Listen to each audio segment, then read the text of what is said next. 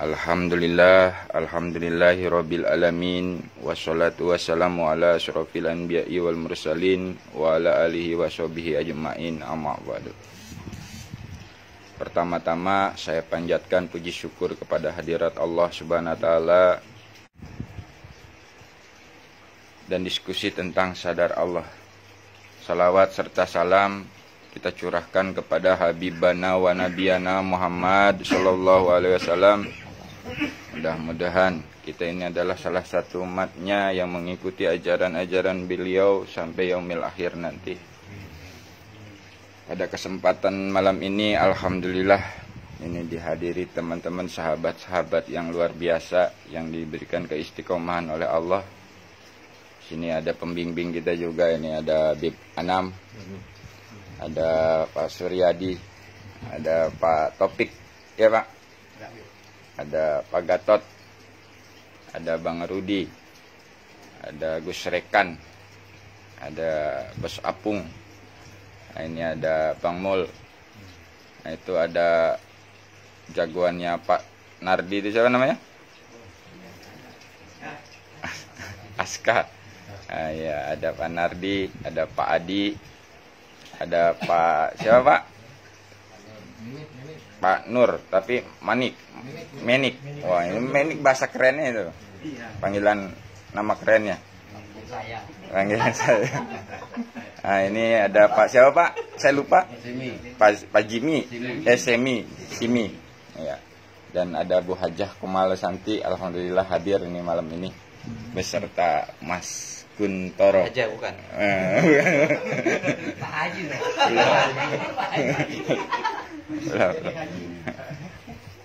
Belum. Jangan suka aneh-aneh. Ya, sabar. Oke, jadi materi malam ini yang tadi sudah saya tuliskan, ya kan, memahami makna menikah karena Allah. Nah, jadi kita pahami di saat kita menikah itu karena Allah, otomatis akan menjadi keluarga yang sakinah, mawadah, warohmah. Karena tujuan nikahnya bukan karena sesuatu, bukan karena jabatannya, bukan karena hartanya, bukan karena gantengnya, bukan karena yang lainnya lah. Nah, di sini kita harus lakukan segala sesuatunya karena Allah, termasuk menjalankan perintah menikah ini harus karena Allah. Karena kalau enggak karena Allah pasti kecewa. Tapi kalau udah karena Allah, apapun keadaannya pasti bahagia. Iya, sekarang gini, kalau udah ada niat karena Allah, nggak usah mikirin masalah materi. Wong udah dipermudah kok. Yang penting sama-sama suka, sama-sama senang, sama-sama ikhlas, terima semua apa adanya. Keadaan perempuan, keadaan laki-lakinya harus sama-sama menerima. Dan di agama itu nggak disusahkan untuk menikah itu. Maharnya 500 perak pun bisa kalau ikhlas mah. Ya ini kan istilahnya, bahasanya. Kan yang penting ini kan sesuai dengan syarat dan hukumnya. Kan gitu. Ya kalau udah sama-sama suka jangan dipersulit lah. Nih ya. Nih. Gitu. Kalau udah karena Allah itu ya sudah. Dan kalau udah niatnya karena Allah, pasti akan menjadi nilai ibadah di hadapan Allah. Makanya dalam segala sesuatu kita harus praktekkan awalnya dari niat ucap di hati. Nah, kalau udah sering ucap di hati itu lama-lama akan timbul kesadarannya. Nah, karena apa? Kita diciptakan, Allah menciptakan jin dan manusia hanya untuk ibadah. Nah, ini ibadah yang seperti apa? Makanya di saat kita mau melakukan apapun, niatkan dalam hati kita menjalankan perintah Allah atau karena Allah. Sehingga apa? Apapun yang kita lakukan ya jadi nilai ibadah. mandinya nanti ibadah, makannya ibadah, duduknya ibadah, kerjanya ibadah, dagangnya ibadah. Di saat walaupun nganggur ya, jadi ibadah. Gitu. Nah, di sini kita memang harus pahami maksud makna karena Allah itu. Karena kalau masih karena sesuatu pasti kecewa. Karena gantengnya hilang, kecewa nggak? Karena jabatannya hilang, kecewa nggak? Karena hartanya hilang, kecewa nggak? Nah itu. Jadi kalau udah karena Allah berarti kan tanpa melihat sesuatu. Sudah lurus, jalani. Apapun keadaannya, itulah pemberian Allah. Sama-sama diproses dari awal, sama-sama diproses dari nol. Jadi nanti akan dirasakan kebahagiaannya. Kalau masih ada yang udah ada niat tapi masih takut, masih mikir, wah nanti gimana nih biaya ininya, biaya itu, ya berarti belum yakin sama Allahnya. Masih makan apa?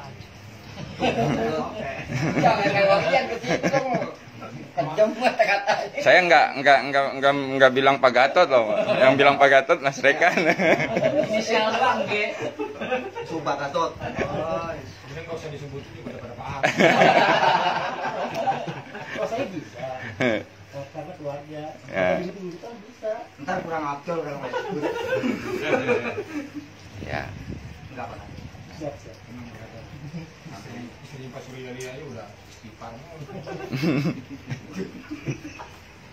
Mantap.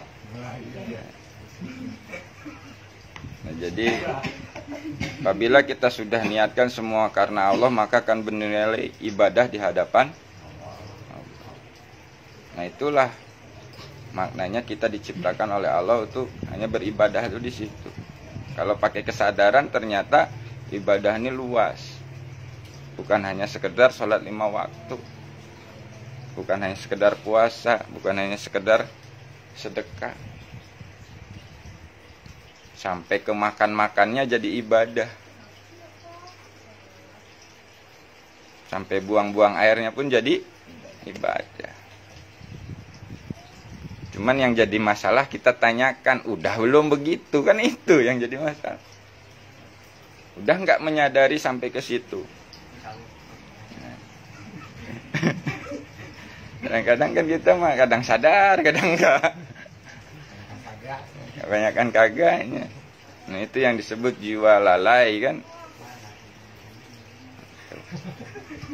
Dalam proses itu memang kadang-kadang ya begitu. Kadang lalai, kadang sadar. Dipaksa-paksain sadar, kagak sadar-sadar. Dipaksa-paksain gitu. Harus sadar, malah nggak sadar-sadar.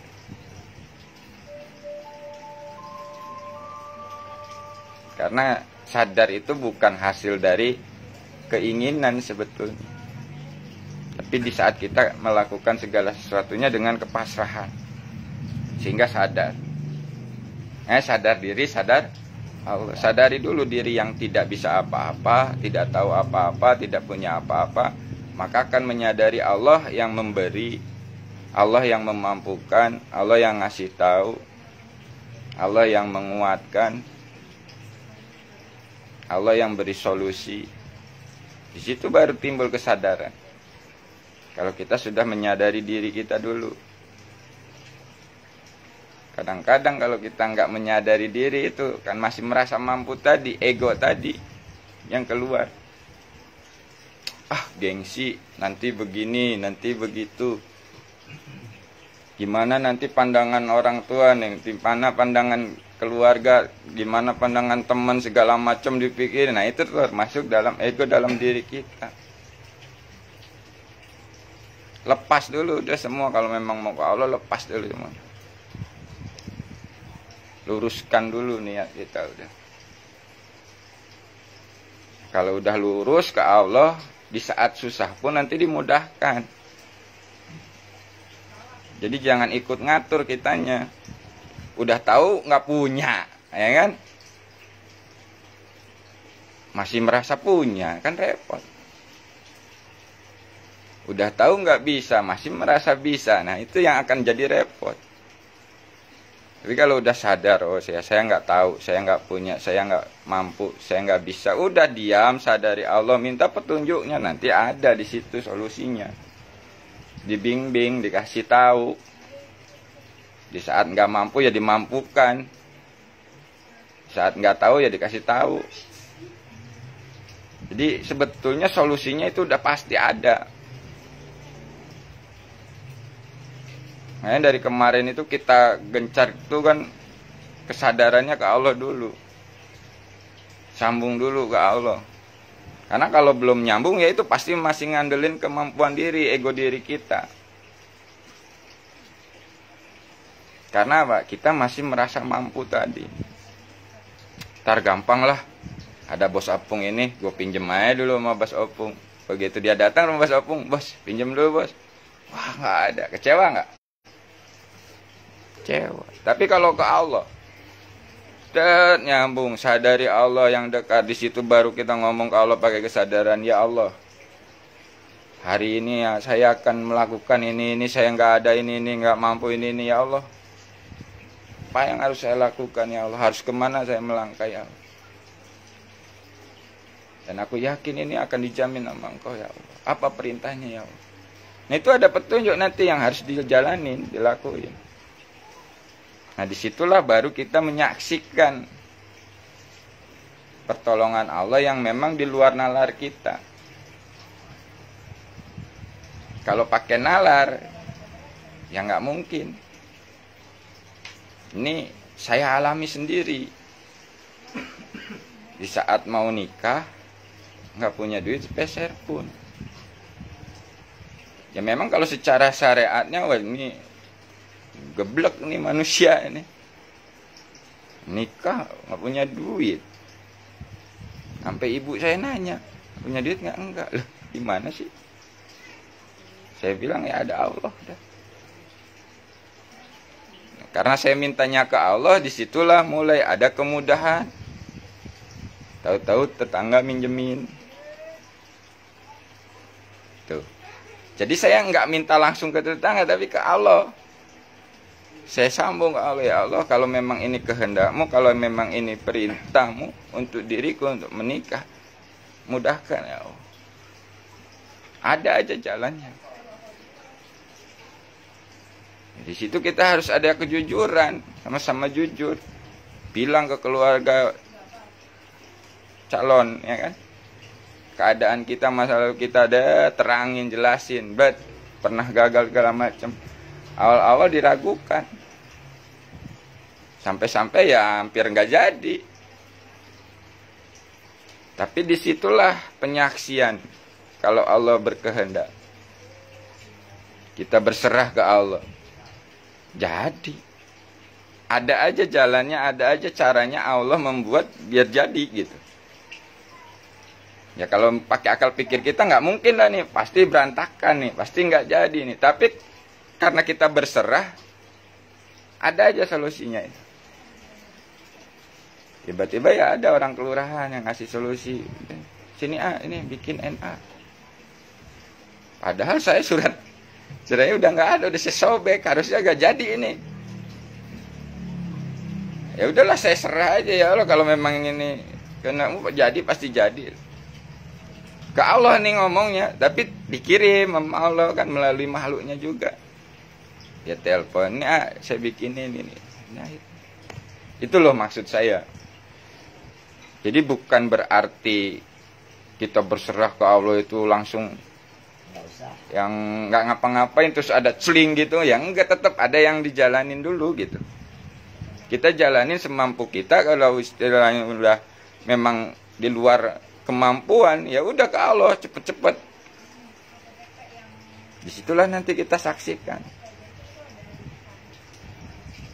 Udah suruh datengin, suruh nemuin, suruh ngomong, udah ikutin aja. Terima nggak diterima, ya harus diterima, gitu aja dalam batin. Niat kita baik karena Allah.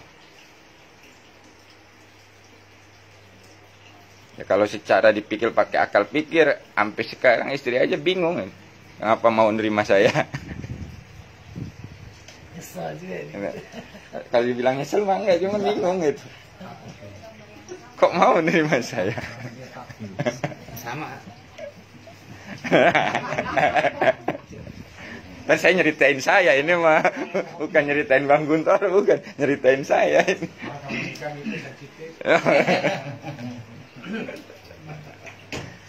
Jadi gitu. Jadi dalam keberserahan total kita kepada Allah itu pasti akan ada solusi yang di luar nalar kita, tapi ya melalui makhluknya juga. Bukan ujuk-ujuk langsung celing gitu atau gimana, enggak. Tetap ada prosesnya. Tapi kita menyaksikan gitu loh. Kita saksikan, oh ini pertolongan Allah. Oh ini yang Allah berikan kemudahannya. Jadi apapun yang terjadi kita baca itu. Pakai kesadaran kita. Sebenarnya Allah lagi ngajarin apa nih?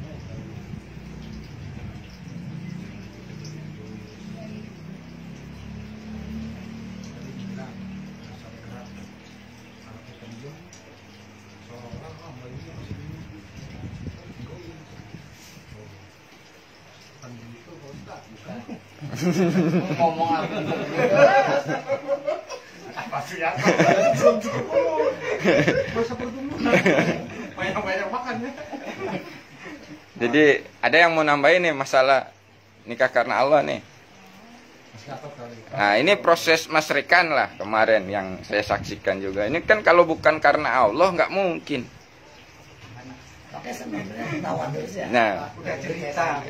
Nah kayak Bang Adi baru berapa minggu ikut kan ya, diproses langsung ya. Kalau nggak karena Allah, ya, nggak tahu juga. Tidur di masjid.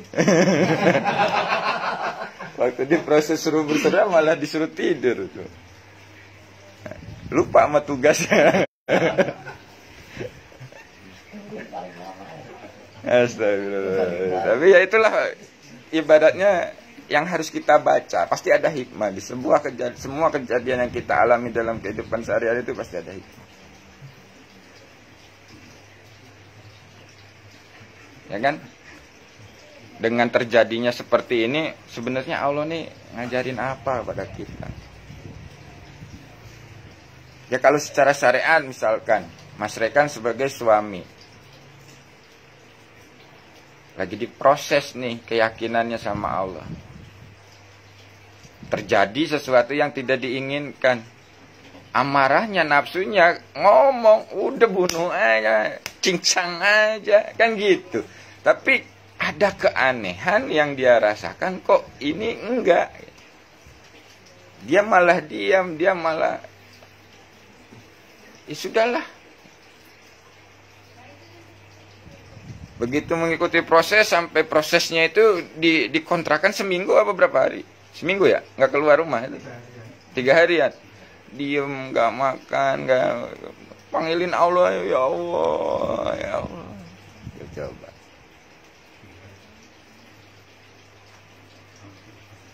Sampai khawatir adiknya, kira ini mati nih orang. Nggak keluar. Tapi dari situlah prosesnya yang saya saksikan, prosesnya Mas Rekan itu menjaga pernikahannya ini kalau bukan karena Allah udah berantak. Tapi dia karena Allah ya sudah ya. Sehingga sekarang ada suatu perubahan. Istrinya yang ngingetin sekarang, Mas sholat dulu, Mas ayo jamaah. Nah itu kan sebuah proses. Ternyata setelah kejadian itu Allah itu ngasih ini gitu loh. Yang tadinya disuruh itu susah, tapi begitu setelah kejadian itu dimudahkan berubahnya.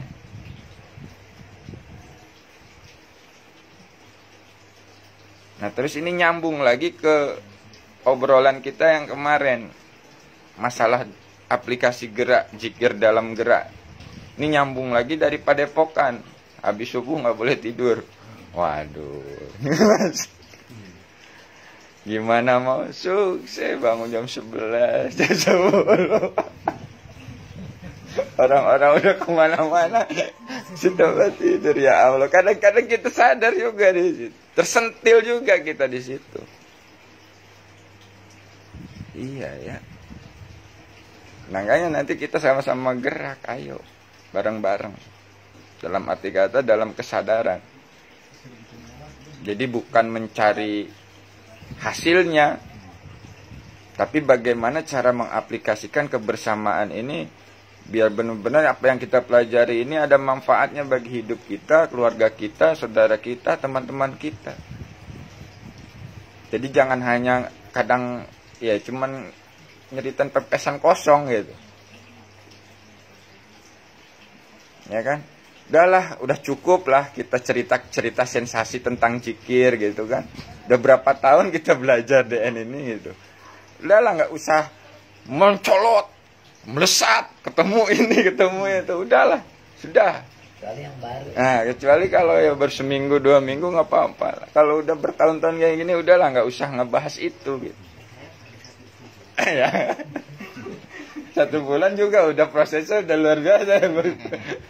Ngapain lagi gitu. Sampean udah ngerasain sendiri. Iya kan? Perjalanan ke Subang sini, ke Solo, ya kan itu kan penyaksian sampean itu. Prosesnya. Kan? Udahlah nggak usah lagi kita terjebak di masalah-masalah kayak gitu. Ayo kita sama-sama gimana nih kita bikin istilahnya grup DN Jabotabek ini bisa bermanfaat, menjadi sebuah wadah. Wadah apa? Untuk pengaplikasian dalam kehidupan sehari-harinya. Gitu.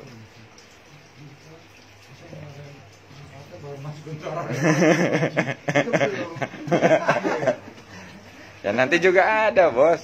Ada bagian gongnya kan, Bos, ya kan?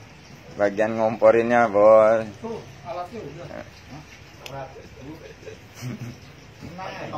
Siap. Long. Ya ada. Tinggal geraknya kan. Kapan mau mulai kita bersama dari hal yang kecil dulu, nggak usah yang gede-gede. Itu ring mau bikin pakai pelang dulu. Ya nanti kita saling isi gitu.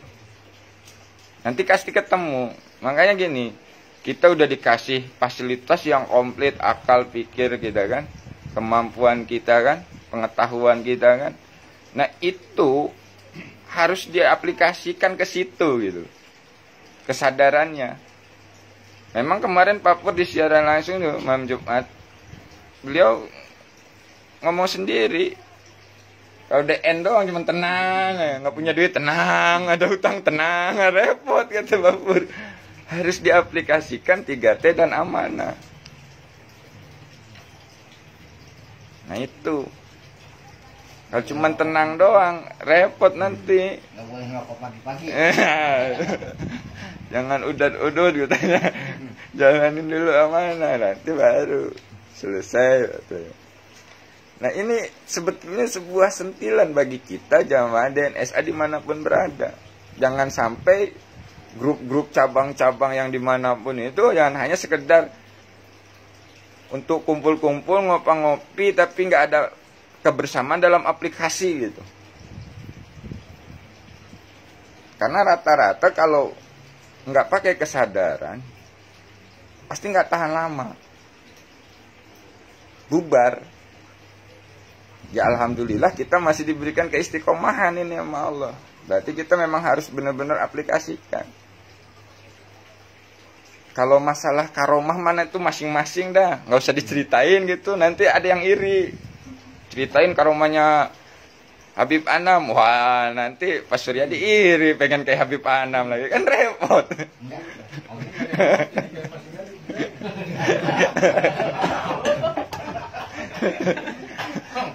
Nah, itu mah masing-masing aja, udah biarkan dalam seiringnya berproses gitu. Kalau Allah memang kasih ya sudah. Tapi jangan dijadikan sebuah tujuan. Jangan dijadikan sebuah apa istilahnya kebanggaan. Wah, saya bisa ngomong sama daun. Ya cuman bisa ngomong sama daun, besok udah nggak bisa ngomong, bingung lagi, puyeng lagi, stres lagi. Ah itu buat apa gitu? Nah itu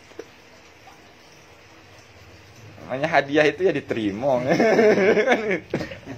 Jangan diaku-akuin, jangan diagul-agulin. Saya dengar kemarin Pak Pur bilang, belajar di Padepokan bayarnya berapa?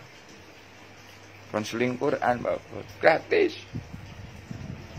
Disuruh gratis, tapi dikasih kebahagiaan hutang lunas, kata Pak Pur. Jalanin amanahnya. Nah, terus makannya gimana? Ya makan tinggal makan, kata Pak Pur gitu. Tuh. Masa nggak makan? Waktunya makan. Banyak di sono warung-warung murah juga ada. 10.000 udah kenyang. Sama soto ayam. Atau mau GoFood gampang kan. Cuman kalau di Padepokan disediakan apa ala kadarnya. Ada beras, ya paling sama goreng telur, ya itu aja. Coba. Itu udah sampai diberikan kemudahan-kemudahan seperti itu. Nah kita diajarkan itu sebenarnya. Kadang-kadang kita ini nyangkutnya dia apa? Ya itu di uang. Jadi mau bergerak itu terpengaruhnya di uang. Aduh, nggak ada duit, nggak bisa, nggak ada duit ini. Nah itu terjebaknya di situ kita. Padahal Allah itu kan sudah sediakan semua fasilitasnya ada. Sebenarnya kita mau mulai dari yang gratis, yang tanpa modal pun bisa sebenarnya. Cuman kitanya mau nggak ngelepas ego kita itu tadi. Melakukan amanah yang kita anggap kecil, tapi sesungguhnya itu kalau dijalanin ya amanah luar biasa.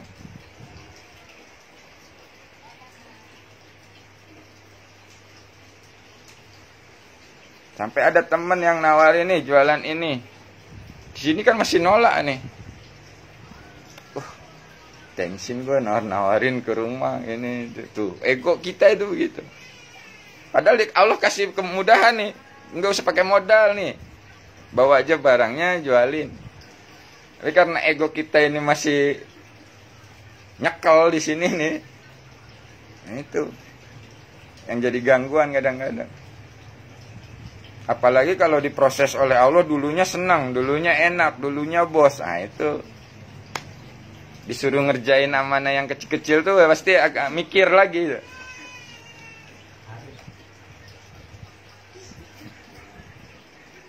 Nah bagaimana kita untuk menghilangkan itu?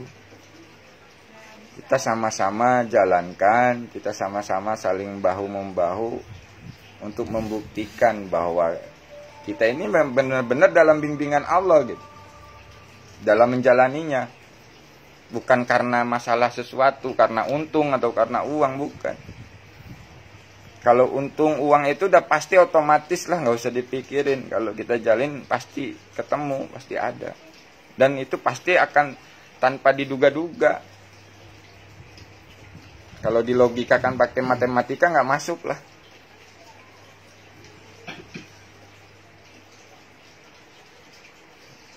Kalau kita udah istilahnya selalu membawa Allah, mengaitkan dengan Allah, insya Allah di situ yang tadinya merasa berat, merasa susah, merasa akan ada sebuah jawaban solusi yang nyata sebenarnya. Jadi jangan nunggu-nunggu keajaiban yang celing gitu, nggak gitu. Walaupun nanti ada, tapi nggak usah harus ditunggu-tungguin gitu loh. Misalkan gini, Pak Suryadi udah ada gagasan bikin ring. Kalau cuman hanya gagasan nggak dijalanin, ya udah nggak ada hasilnya. Tapi misalkan ada gagasan, ayo kita gerak, siapa yang mau gerak nih bareng, ya udah kumpul dah. Jangan gerak, dang jalan nih. Tiba-tiba ada keajaiban. Pak Suryadi jadi bos lagi, bos besar, ada yang ngasih modal. Tiba-tiba yang di luar nalar dia nih. Nah itu bisa terjadi. Tapi yang kecil ini harus dijalankan dulu gitu loh. Kadang-kadang kita itu kan di saat kayak gini tuh, begitu ada yang kecil itu, ya dianggap remeh, dianggap sepele. Padahal kadang-kadang itulah yang awal pembukaan dari Allah biasanya. Saya pernah dengar cerita dari Pak Pur. Jadi ada jamaah yang punya utang 200 juta. Dia minta petunjuk sama Allah apa yang harus dilakukan. Dapat petunjuknya nggak masuk logika. Utangnya 200 juta. Dapat petunjuknya suruh jualan gorengan. Gorengan harga berapa tuh? 1.000. Untung berapa? Gope paling kan. Nyampe kapan itu dapatnya? Kalau 200 juta. Kalau pakai logika. Tapi karena dia paham itu perintah, dalam kesadarannya dia lakukan. Dia sediakan kompor yang ada, penggorengan yang ada, dia bikin gorengan, dia jual di depan. Tiba-tiba ada yang beli. Dia ngobrol. Udah lama Pak jualan gorengan? Enggak, baru. Berapaan? 1.000-an. Pak, saya mau nanya, ada tanah enggak yang dijual di sini tuh? Ada Pak. Tahu-tahu jadi dapat komisi 200 juta, lunas enggak? Nah itu di luar nalar pikir dia. Tapi perintahnya ini harus dijalanin dulu. Nah itu maksudnya yang keajaiban yang di luar nalar yang tapi terjadi.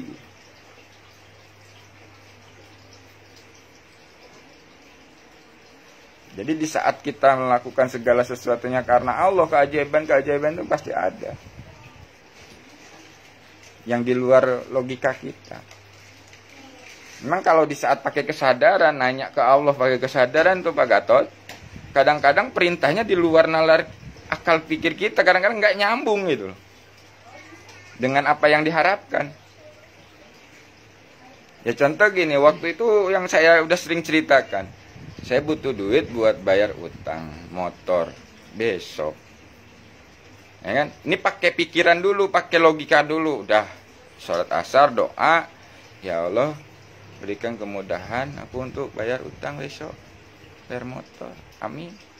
Ikhtiar usaha ke temen, tok sini nggak ada, terus sini nggak ada. Udah 3 kali di situ kita protes tuh. Ya Allah saya udah doa, udah ikhtiar, masih belum dapat juga. Pakai kesadaran nih. Apa jawabannya? Disuruh berserah. Berserah kamu, pulang aja. Di sholat asar kita berserah, serahin. Ya Allah yang memberi kemudahan aku berhutang Engkau, yang bisa membayar hutangku Engkau juga ya Allah, aku serahkan kepadamu. Apa yang harus aku lakukan ya Allah? Turun perintah. Datang ke majelis habis maghrib, kira-kira masuk enggak tuh? Kita butuhnya duit, perintahnya suruh ke majelis, masuk enggak tuh Pak? Nggak masuk kan? Nah tapi kita menyadari ini perintah yang harus dilakukan, udah jalankan. Nah begitu dijalankan perintahnya, disitulah kita menyaksikan pertolongan yang nyata, yang di luar nalar kita gitu. Tiba-tiba ustadznya ngasih, ente lagi butuh, tuh, tahu dari mana gitu bu? Padahal nggak ngomongin masalah itu. Nah itu loh keajaiban-keajaiban seperti itu. Nah makanya bagaimana agar kesadaran ini tetap on, tetap aktif, biar melatihnya itu dengan awalnya itu ucapan dulu dalam hati kita. Niatkan dulu, luruskan dulu tujuannya itu. Nanti kalau udah terbiasa dalam hati ini kita ucapkan, akan timbul sebuah kesadaran di dalam jiwa kita. Jadi tanpa diucap-ucap lagi di hati, tapi langsung jiwanya menyadarin gitu. Apa yang mau dilakukannya menyadari menjalankan perintah Allah gitu. Mandinya menjalankan perintah Allah, sarapannya menjalankan perintah Allah, kerjanya menjalankan perintah Allah, melayani anak istrinya menjalankan perintah Allah. Jadi semuanya itu dengan kesadaran menjalani perintah gitu. Nah kalau udah dengan kesadaran menjalani perintah itu, disitulah pertolongan-pertolongannya yang nyata. Karena ini polanya sama dengan para nabi zaman dulu. Para nabi zaman dulu itu dapat istilahnya apa namanya? Mujizat. Terus pertolongan itu di saat menjalankan perintah. Di situ nggak putus-putus kan? Para wali dia dapat karomahnya itu di saat menjalankan perintah, bukan jikiran terus minta karomah, enggak. Nah, yang ini kadang-kadang kita salah paham. Kita jikiran, minta karomah, diminta karomah. Mudah-mudahan karomahnya. Minta tuh malu. Nah, sekali kasih sekarang enggak. Padahal justru di saat kita menjalani apa yang diperintahkan, maunah itu akan terjadi gitu. Pertolongan Allah yang di luar nalar itu akan terjadi. Kalau untuk para wali karomah, untuk kita nih yang umum, ya maunah lah bahasanya. Coba disadari. Kalau disadari pasti semuanya ngalami sebenarnya. Contoh, Mas Rekan. Wah, dibenci sama orang tetangganya gini-gini masalah air itu loh. Paham ya jenengan ya? Nah, itu saya sadari itu. Karena dia udah karena Allah, ya sudah nggak apa-apa, Im. Karena Allah aja, nanti juga kalau butuh ke rumah nih. Nah, tuh. Akhirnya tetangganya semua pada kering airnya. Datang ke rumah.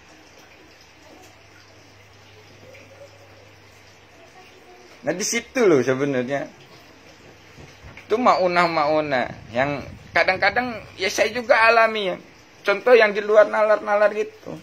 Pengen ke Solo tiba-tiba ada yang ngongkosin. Tiba-tiba disediakan mobil. Tapi di saat kitanya ke Allah gitu loh. Enggak langsung bib. Besok nyari mobil ya bib. Nah enggak gitu. Ke Allah. Nyambung dulu.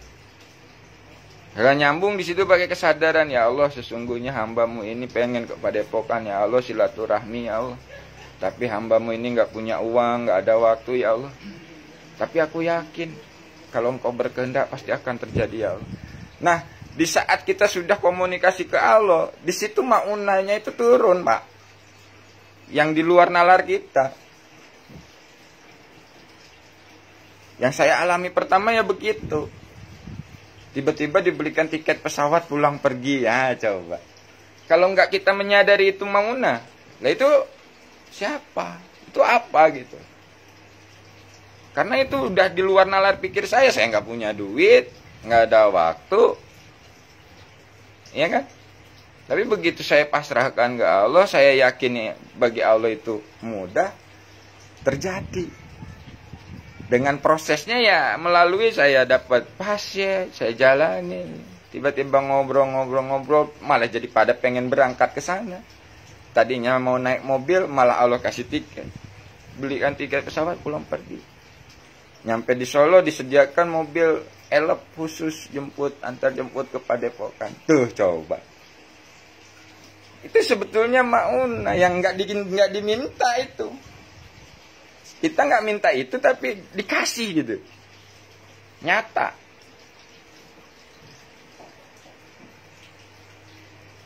Dan kejadian-kejadian itu sering sebenarnya kalau kita sadarin. Cuman kadang-kadang ego kita itu tadi yang masih merasa suci, merasa gua udah deket Allah, bukan menyadari itu pertolongan Allah gitu. Malah diakuin, karena gua deket Allah nih, begini. Bukan menyadari itu pertolongan Allah. Malah membanggakan diri sendiri itu tadi. Nah itu yang sering terjadi. Tanpa kita sadari.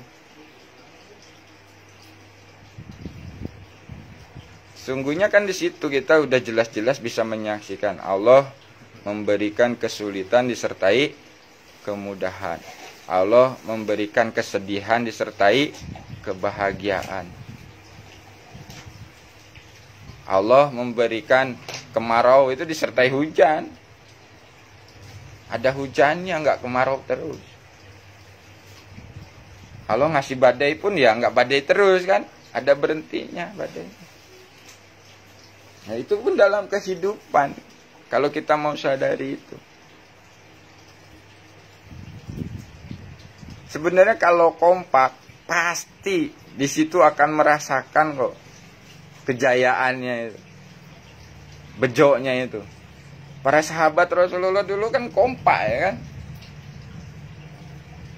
Diskusi, musyawarah. Gimana cara pecahnya nih, gimana cara ini. Nah itu kan bareng-bareng dijalankan. Enggak masing-masing. Nah kita pun kalau kita contoh itu insya Allah sebenarnya yang diceritakan itu nanti bukan masalah susah lagi, tapi kebahagiaan tadi. Indahnya tadi itu bersama Allah, dekat dengan Allah gitu. Jadi diceritakan itu kebahagiaan. Pak Pur pernah nggak nyeritain susahnya? Pasti bahagianya, pasti bejoknya.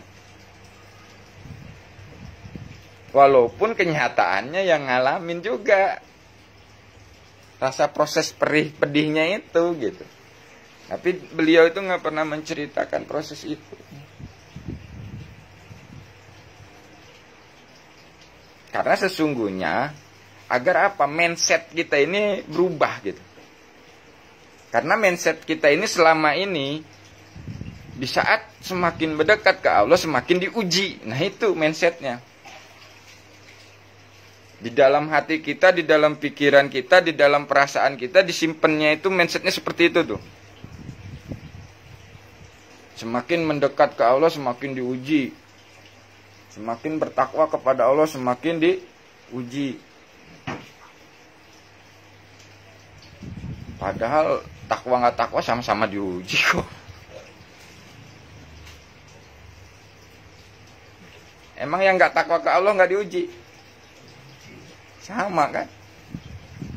Ya berarti bukan masalah kita takwanya.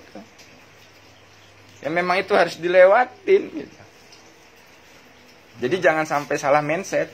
Juga saat mindset ujian itu kan orang musibah, hidup susah. Sebenarnya ujian itu kita kaya ujian, harta banyak, jabatan tinggi ujian. Cuma kan salah pahamnya orang ujian itu Susahan doang. kesusahan.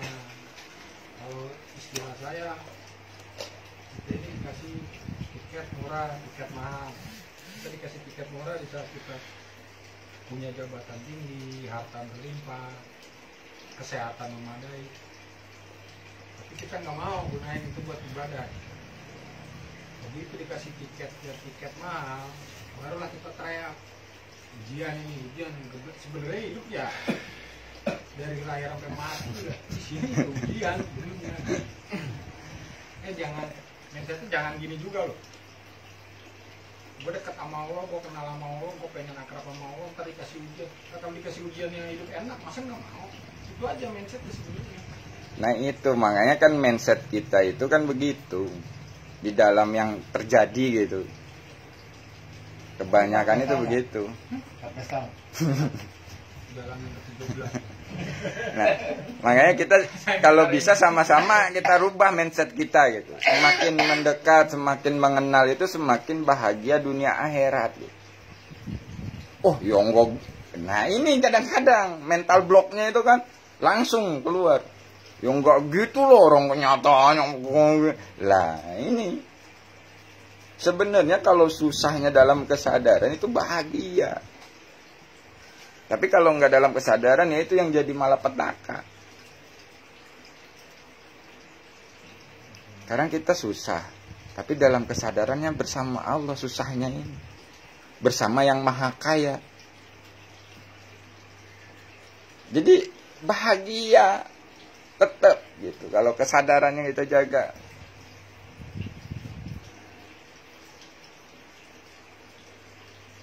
Ya memang kayak istilahnya Nabi Muhammad dicaci maki, dilempar batu segala macam, kehidupannya ngalamin sampai nggak punya beras, nggak punya minyak misalkan gitu.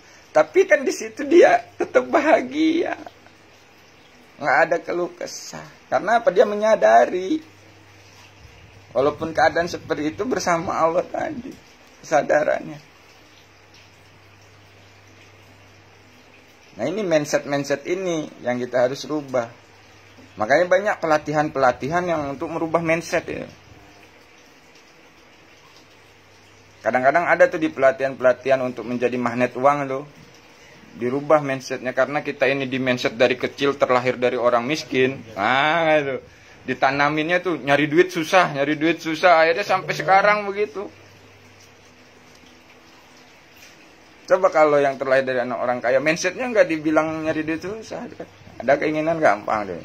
Akhirnya gampang. Nah itu ibaratnya kalau dalam pola-pola keilmuan begitu gitu. Ya memang kalau kita mulai masuk ke dalam kesadaran ya sebenarnya hidup udah diatur ya, tinggal jalanin doang kan gitu. Malah mau ikut ngatur. Nah ini yang repot. Kita ini bukan dalam posisi tawar menawar. Iya sebenarnya. Kita posisinya menjalan. Nah Kalau kita dalam posisi tawar menawar, saya mau nawar keluar dari anak konglomerat lahirnya apa saja. nah itu.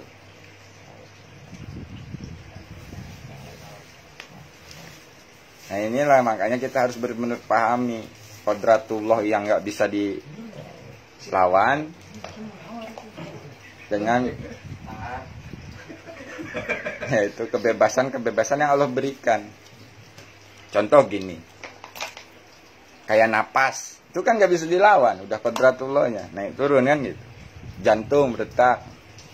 Tapi kalau misalkan di depan ini ada homer, ada madu, nah itu kan masih ada kebebasan untuk memilih diri kita. Tawarin nih, ente mau ngomer, mau arak apa madu nih? Tinggal di situ kan, ini dipakai nggak nih? Akal pikirnya kan gitu. Nggak bisa ditahan, nggak bisa ditahan, Pak. Mau dilawan gimana sih? Itu tahan 15 menit juga nggak bisa, tetap keluar. Tapi kalau ya itu kan masih dikasih kesempatan tuh untuk memilih. Masih bisa gitu.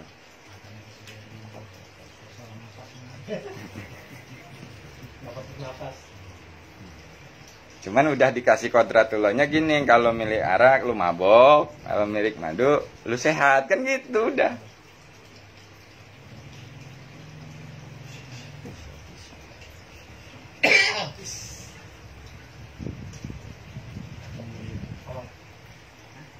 Masih ada gelasnya enggak? Ada gelasnya enggak?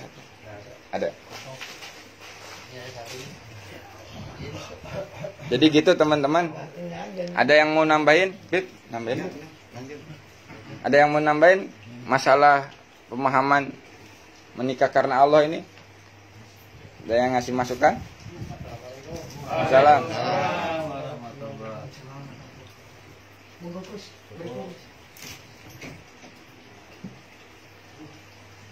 Tapi ini ngomong-ngomong jadi kan ya?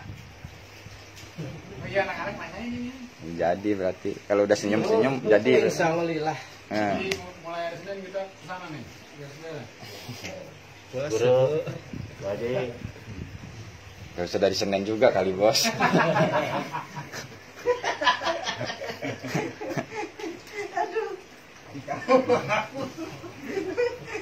Yang mau nikah ya? Ini tuh kopinya pawang. Kita muter dia. Kita Geser sini Pak Suryadi dikit. Oh.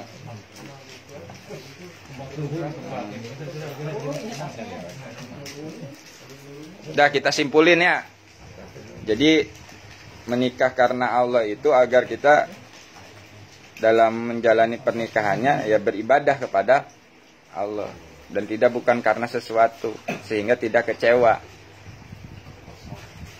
Terus bukan hanya menikah aja, dalam segala hal pun harus kita niatkan semua karena Allah agar menjadi sebuah nilai ibadah di hadapan Allah.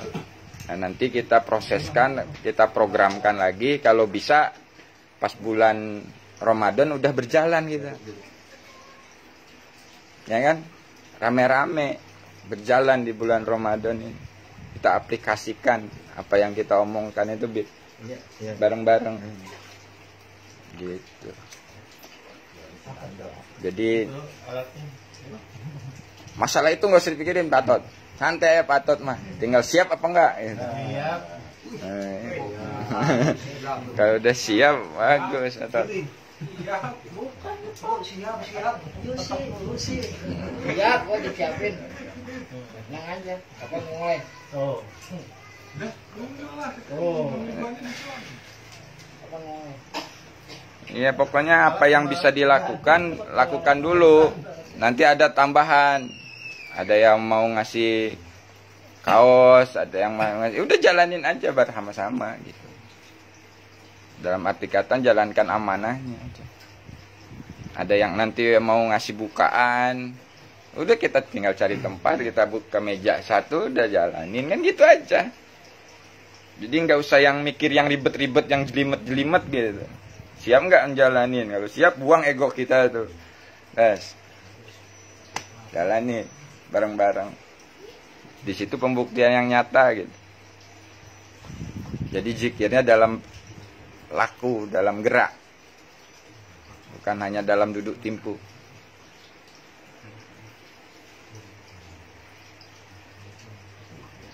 Udah nggak ada yang dibahas lagi nih.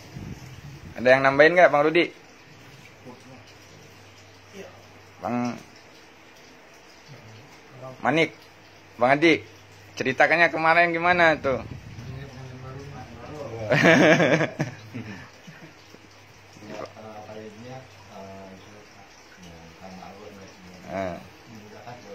Ada, alhamdulillah. Nah, ini suatu kebahagiaan, pembuktian nyata kan? Iya. Namanya dulu dimudahkan berarti enggak, Bang. Gimana sih?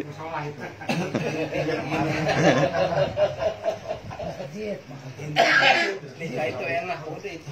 Nanti nggak seberapa, gurih ya.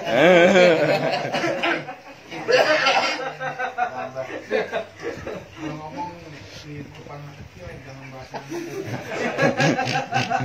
ini baru masa pertumbuhan. Belum dikubur. Kuburnya gurih. Ya udah kita langsung DNA dulu, nanti kita lanjutin lagi ya. Biar ini yang mau minum dulu ya, rokoknya nggak apa-apa, matiin dulu bentar. Ntar dilanjutin lagi. Dengerin lah dokter lu.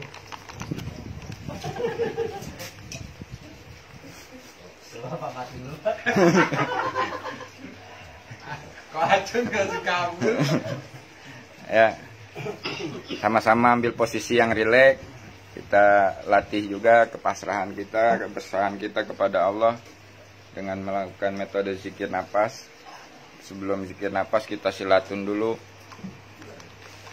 Ini kita padukan antara silatun, zikir napas. Sama-sama lakukan. Kita sama-sama melakukan ini semua karena lillah, karena Allah, bukan karena sesuatu. Baik teman-teman, cukup mengikuti apa yang saya ucapkan dalam hati. Kita sama-sama berserah pada Allah, melepaskan semua ikatan-ikatan yang ada dalam hati kita, dalam jiwa kita. Kita serahkan kembali semua ke Allah. Bismillahirrahmanirrahim. Ya Allah, kuserahkan jiwa dan ragaku ini ya Allah. Kuserahkan keluargaku ini ya Allah. Kuserahkan jabatan-jabatanku ini ya Allah. Serahkan ilmu-ilmuku ini ya Allah. Serahkan guru-guruku ini ya Allah. Serahkan segala permasalahan dalam hidupku ini ya Allah. Kuserahkan segala penyakit yang ada di dalam jiwa dan ragaku ini ya Allah. Sampai benar-benar jiwa kita merasakan, menyadari semua milik Allah kita kembalikan kepada Allah. Sehingga jiwa kita menyadari tidak punya apa-apa, tidak bisa apa-apa, tidak tahu apa-apa di hadapan Allah. Dan ikatan-ikatan dalam hati kita lepaskan. Sampai benar-benar kosong hati kita ini. Tidak ada lagi rasa memiliki. Kita hadirkan Allah dalam hati kita dengan menyebut asmanya, memanggil namanya, penuh dengan rasa butuh, penuh dengan rasa rindu, penuh dengan kelembutan. Ya Allah, Ya Allah, Ya Allah.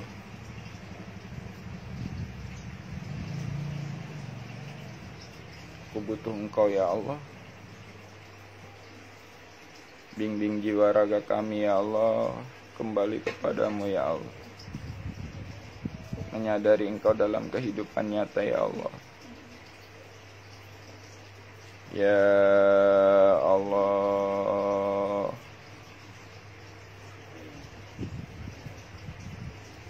Ya Allah,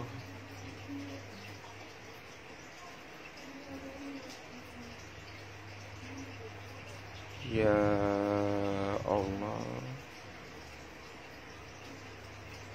Sadari Allah yang dekat.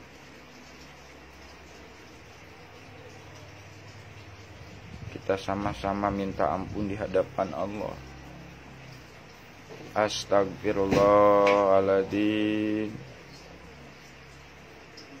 Astagfirullahaladzim, Astagfirullahaladzim.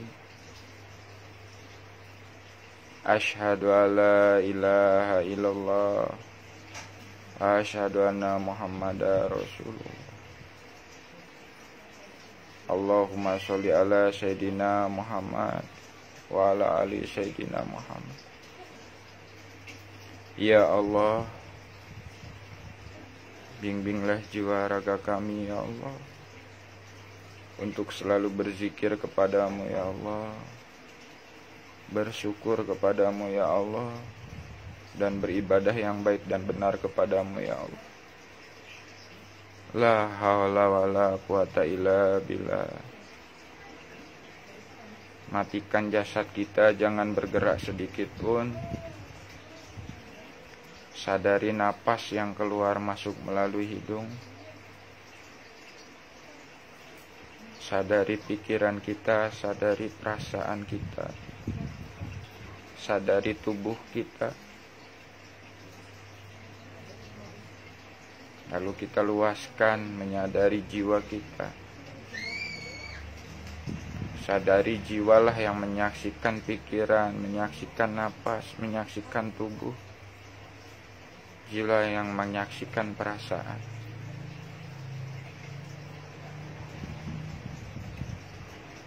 Setelah benar-benar kita menyadari jiwa kita, kita luaskan kesadaran jiwa kita. Menyadari ruangan yang ada di sini.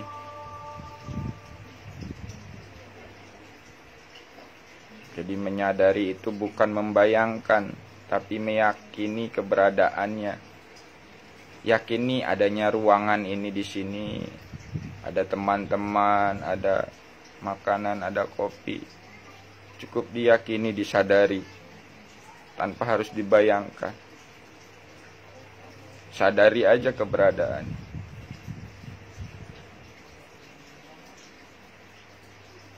Lalu kita luaskan lagi kesadaran jiwa kita, menyadari di luar ruangan ini.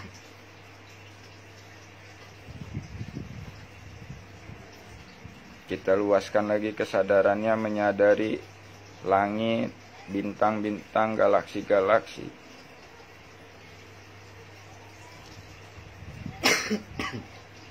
Sampai menyadari alam semesta yang tiada batas.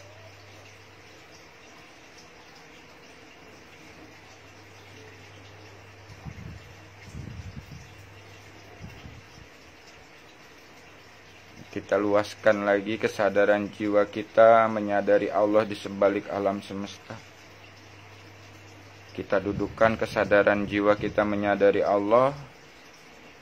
Lalu hati kita berzikir kepada Allah mengikuti napas yang keluar masuk melalui hidung. Napas masuk, napas keluar Allah. Allah. Kesadaran jiwanya menyadari Allah yang laisa kamislihi syai'un. Hatinya berzikir kepada Allah mengikuti napas keluar masuk melalui hidung. Jiwanya duduk menyadari Allah, hatinya berzikir kepada Allah. Allah. Allah.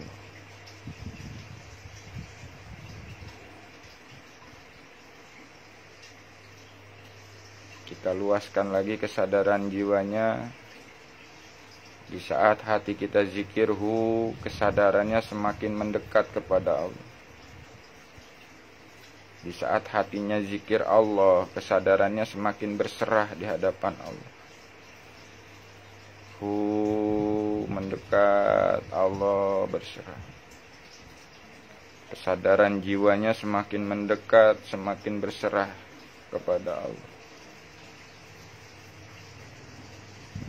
Saat berserah itulah kita serahkan semuanya kepada Allah, sampai tidak ada apa-apa lagi.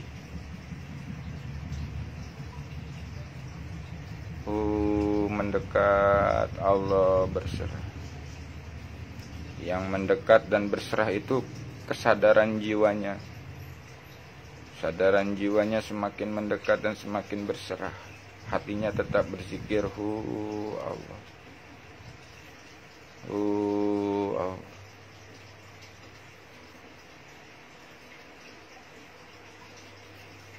Kita luaskan lagi kesadarannya. Di saat hati ini zikir, kesadarannya menyadari yang ada hanya Allah.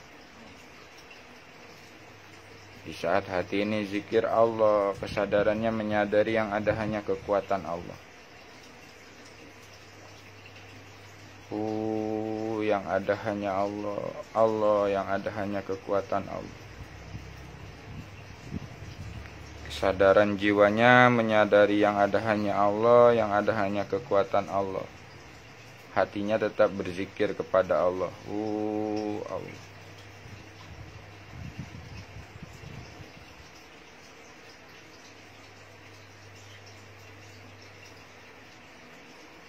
Sekarang kita luaskan lagi kesadaran jiwanya masuk ke dalam celupan Allah, Sibghatullah.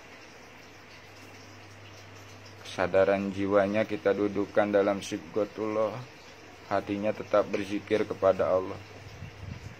Allah. Allah.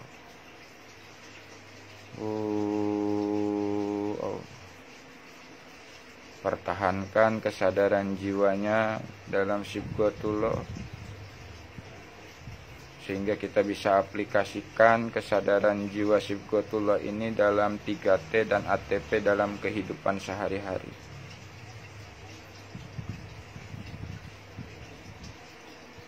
Pertahankan kesadarannya dalam Sibghatullah, hatinya tetap berzikir kepada Allah.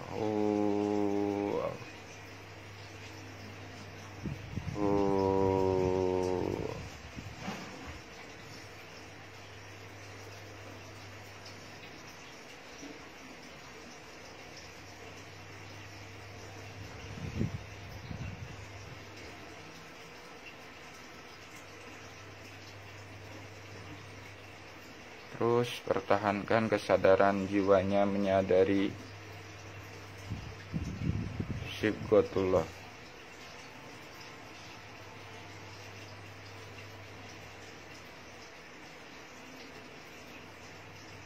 Baik, saya akan akhiri siaran langsungnya. Bagi teman-teman yang ingin melanjutkan, silahkan lanjutkan. Bila ingin mengakhiri, akhiri dengan kesadaran dalam Sibghatullah, bersyukur kepada Allah. Sekian dari saya. Wassalamualaikum warahmatullahi wabarakatuh.